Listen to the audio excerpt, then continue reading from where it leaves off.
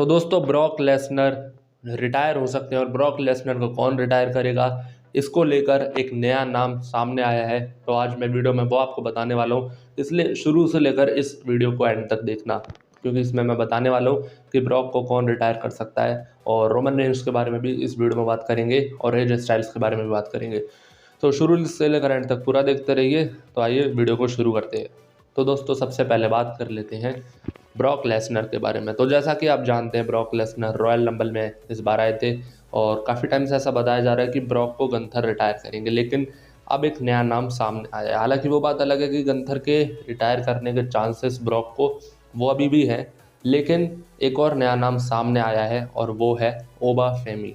ओबा फेमी आप जानते हैं एक प्रोफेशनल रेसलर है, फिजिक अच्छी है ओबा फेमी की। ओबा ब्रॉक लेसनर और ओबा फेमी के बीच में हमें एक मुकाबला देखने को मिला था।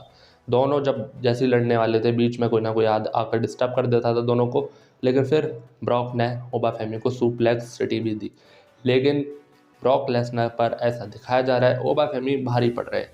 लेकिन अगर मैं असली बात करूं WWE से हटकर, तो ब्रॉक लेसनर का अगर रियल मैच हो तो वो ओबा फेमी को ब्रॉक हरा देंगे, ओबा फेमी हार जाएंगे, क्योंकि ब्रॉक के पास है काफ़ी सारा एक्सपीरियंस रेसलिंग का और साथ ही MMA का, मिक्स मार्शल आर्ट्स का। ब्रॉक लेसनर UFC में भी जा चुके हैं और NCAA के चैंपियन भी रह चुके हैं रेसलिंग में। तो वो डेफिनेटली अगर एक नॉर्मल मैच हो ब्रॉक का तो वो हरा देंगे ओबा फेमी को। लेकिन हाँ, यह बात लेकिन यहाँ बात WWE की है, तो यहाँ पर स्टोरी लाइन के हिसाब से चीज़ें होती है। तो यहाँ पर हम देख सकते हैं फेमी हराएगा ब्रॉक को, ओबा फेमी रिटायर करेगा ब्रॉक लेसनर को। यहाँ पर हमें ऐसा देखने को मिलेगा, क्योंकि गंथर ने तो रिटायर कर दिया, गोल्डबर्ग को रिटायर कर दिया, जॉन सीना को रिटायर कर दिया और एज स्टाइल्स को रिटायर कर दिया। तो अब शायद गंथर को ये ब्रॉक का मौका ना दिया जाए, ब्रॉक के लिए थोड़ा तगड़ा अपोनेंट दिया जाएगा, ऐसा मेरे को ऐसा लगता है और लोगों को भी ऐसा लगता है कि गंथर अभी मतलब ठीक है, लेकिन उतने काबिल नहीं लगते हमें ब्रॉक के काबिल। तो फिजिक के मामले में, हाइट के मामले में ओबा फेमी ज़्यादा ठीक है ब्रॉक लेसनर से लड़ने के लिए। लेकिन फिर वही बात है, स्किल्स के मामले में ब्रॉक लेसनर ज़्यादा तेज़ है, लेकिन स्टोरी लाइन के हिसाब से यहाँ पर मैच होते हैं तो हम यहाँ पर देख सकते हैं ओबा फेमी रिटायर करते हुए ब्रॉक को। तो यहाँ पर दोस्तों हम ऐसा कुछ यहाँ पर देख सकते हैं, ओबा फेमी रिटायर करेंगे ब्रॉक को। आप कमेंट में ज़रूर बताना आप क्या चाहते हैं, क्योंकि ब्रॉक को रिटायर तो होना ही है अगले साल, इस साल या 2 साल बाद। तो किसके द्वारा ब्रॉक को रिटायर होना चाहिए? क्या ब्रॉक को एक तरीके से मतलब बिना हारे रिटायर होना चाहिए, उनका जो फाइनल मैच होगा उसमें वो जीत जाए, या वो हारे, और अगर हारे तो गंथर से हारे या ओबा फेमी से हारे? आप कमेंट में अपनी राय, अपना सजेशन ज़रूर देना। अब दोस्तों बात कर लेते हैं एजे स्टाइल्स के बारे में। तो दोस्तों एजे स्टाइल्स जैसा कि आप जानते हैं रिटायर हो चुके हैं WWE से और अभी AEW में जाने की बातें चल रही है, तो उस बारे में मैं आपको बताता हूँ। एजे स्टाइल्स आने वाले हैं अभी स्टेफनी मैकमैन के पॉडकास्ट में, जो आप जानते हैं वो पॉडकास्ट करती हैं। अभी उसका एक हमें क्लिप देखने को मिली जिससे पता चल गया कि पॉडकास्ट रिकॉर्ड हो चुका है, अब उसका रिलीज़ होना बाकी है। तो इसमें एजे स्टाइल्स आते हैं। तो जैसा कि हम जानते हैं अगर एजे स्टाइल्स को AEW में जाना होता तो वो इस पॉडकास्ट में क्यों आते, इस इंटरव्यू में क्यों आते स्टेफनी मैकमैन के?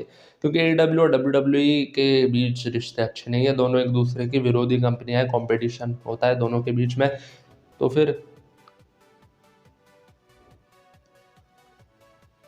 फिर एजे स्टाइल्स यहाँ क्यों आते? तो इसलिए यहाँ से साफ पता चलता है एजे स्टाइल्स को अगर किसी दूसरी कंपनी में जाना होगा तो वो जाएंगे TNA में, क्योंकि TNA कोलैबोरेशन में है WWE के साथ। तो इसलिए एजे स्टाइल्स की ये जो बातें चल रही है कि वो किसी और कंपनी में जाएंगे, तो हाँ वो ज़रूर जा सकते हैं, लेकिन वो कंपनी होगी TNA में एजे स्टाइल्स जा सकते हैं।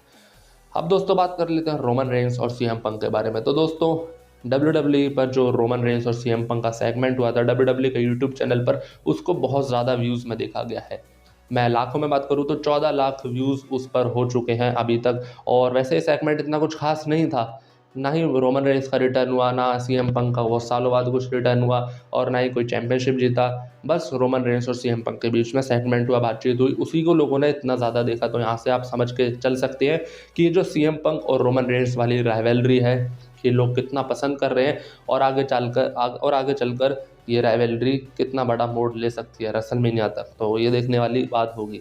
तो दोस्तों आज के वीडियो में फिलहाल यही अपडेट्स थे। ऐसे अपडेट्स पाने के लिए चैनल को सब्सक्राइब कीजिए और बेल आइकन को प्रेस कीजिए। तो चलिए मिलते हैं अगले वीडियो में।